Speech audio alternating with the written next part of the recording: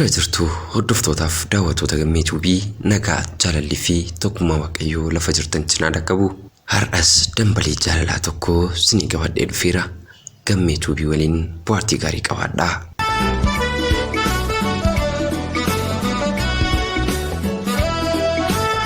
Ani maqaan koo Taajuddin Ahmed Biqilaan jedhama.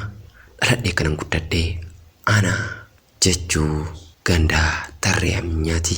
Maarreegaanis gaafan dachii kanaaf rabbiin koo ni taata jedhee na uumu sababbii haadhaa fi abbaa koo godheeti. Akkuma nama kamuu gaafa umriin koo barnootaaf ga'e harmeen kiyya mana barumsaa na seensistee barnoota na eegalchiifte. Anis dadhabbii haadha kiyyaa osoo hin beekin gara barnootaa sadarkaa lammaffaatti ce'e. Gaafan barnoota sadarkaa lammaffaatti ce'u maatii kiyyarraa xiqqoo fagaadhee waan hin jiruuf harmeen kiyyaa sa'aatii dheeraa miilaan deemtee waan na barbaachisu mana barumsaa sadarkaa lammaffaa bakka hin barachaa jiru kanatti galaa nyaata kiyyaa naaf fiddi. Yeroo hundaa gorsaa ciccimaa na gorsiti. Waan ani hin daganne keessaa akkas naan jetti, yaa ilmaan kiyya baradhaa, barumsi isiniif qabeenya hin moofofne hin hatamnedha. Barachuun keessan biyya keessaniif ana haadha keessaniif waan ta'eef barumsa keessanitti cimaa jettee faayidaa beekumsaa osoo ofiin baratiin tilmaamtee naaf himaa turte. Dhagaa harmee kiyya, yeroo sanatti yaada akkasii qabaachuun kee hedduu na ajaa'ibeera. Anaaf garuu yaadni sun kan naaf gale yeroo sana osoo hin taane har'aa ergan si biraa deemee waan jiruuf jireenyaa haalaan hubadheeti. Ati hawwiin kee akka nuti nama guddaa taanu ture. Ani garuu sana siif hin milkeessine. Yeroo sanatti ani kallattii salphaadhaan duroomee siifi maatii koo of mataa kiyya akkan jijjiiruu barbaadu keessa kiyya ture. Annis karaa gabaabaa yookiin qaxxaamuraa gara biyya ambaatti godaanee jireenya kiyya jijjiiruu ture. Egaa wanti ani hin daganne tokko jira. Gaafa manni barumsaa jimaataa cufamu sanbata xiqqaaf sanbata guddaa manatti galleet maatii keenya hojii gargaaraa si waliin dabarsaan ture. Atis guyyaa sanaa ilmi koo ranaa gala jetteet daandii ilaalaa turte.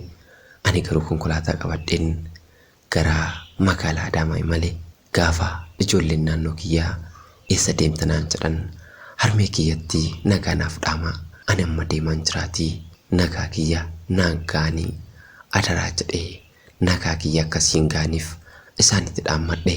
Egaa wantati ji'a 9 garaatti na baattee waggaa 2 dugdaa fi dalga keetti na baattee na guddistee sadarkaan yericha ture irraan na geesse waan laayyoon turre. Hanga har'aatti yaanniif du'aayin kee na biraan dhaabbanne. Harmee koo yeroo sanatti si gaddisiisuuf jedheen miti. Osoo achi kee alalaalaa jiru, osoo garaan kees anaan dheebochaa jiru, ani Adaamaa deemee Adaamaarraan Asaayittaatti maluun karaa qaxxaamuraatiin biyya Saudi Arabiyaa deemee akka namoota kaanii duroomee siinillee iyyummaa keessaa baasuuf ture. Garuu maal godhaa naaf hin milkoofne. Anis itti milkaa'ee waan hawwe sana bira ga'uu hin dandeenye. Harmee koo si gaddisiisuu koof dhiifama. Egaa akka fedha keetiif ani baradhee barnootaan cimaa ta'ee akkan si jijjiiru yaada kee ture. Yaadni kee kun galma kee hin geenye, yaadni koos galma hin geenye. Harmee kiyya oolmaa kee kaleessaa keessattuu obboleessa kiyya faana miila kee imaltee galaa kan nagaalaa isaa turtee fi akka nama ta'uuf kan natti yaaddee, natti dhamaatee, natti beeloftee, natti daartee na gargaaraa turte sun har'aa ergan si biraa deemeetii natti mul'ateen gaabbiin akka aabbishee garbaatti quba of nyaachaa aaraa jiraachaa jira.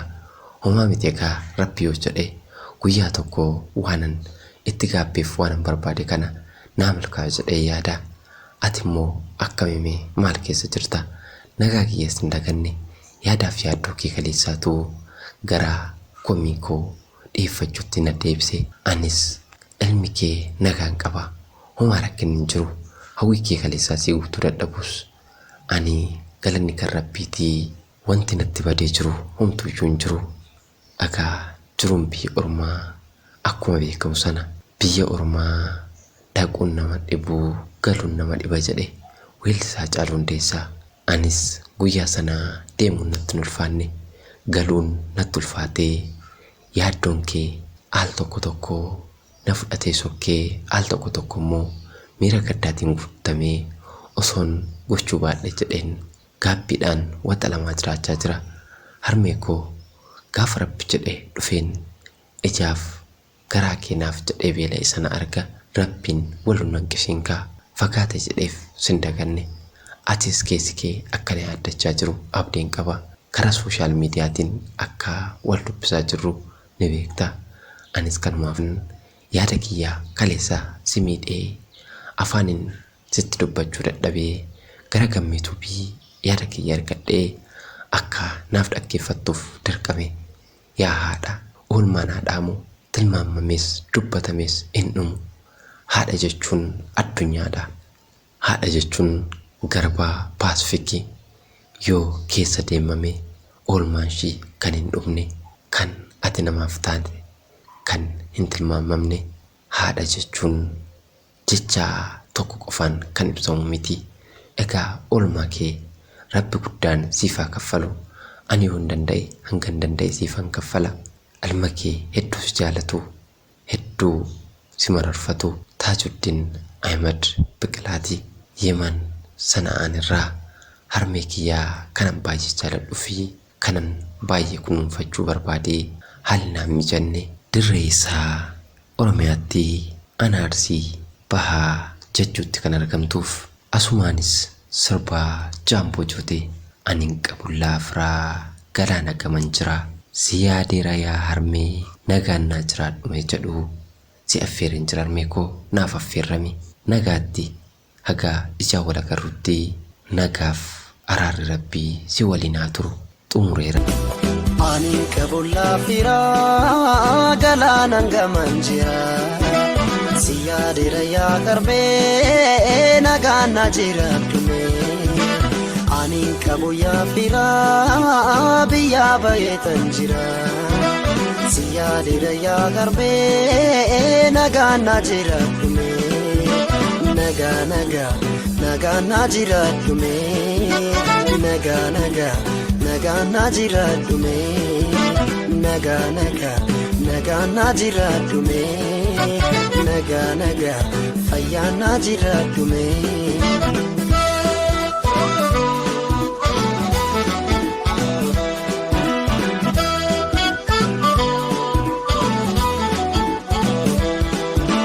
Rakkoon namidee malee biyyaa ba'uun salphina.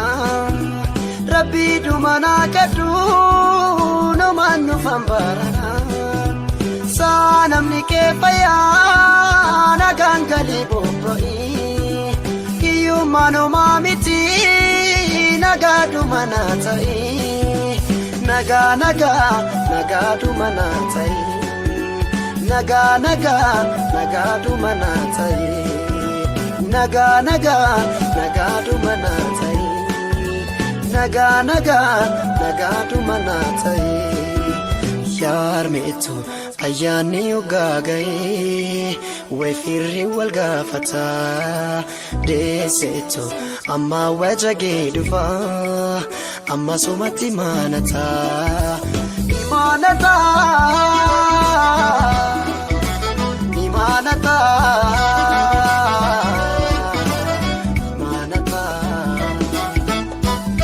Tola obboleessa keenya yaada kee waan nu goddeef guddaa galatoome.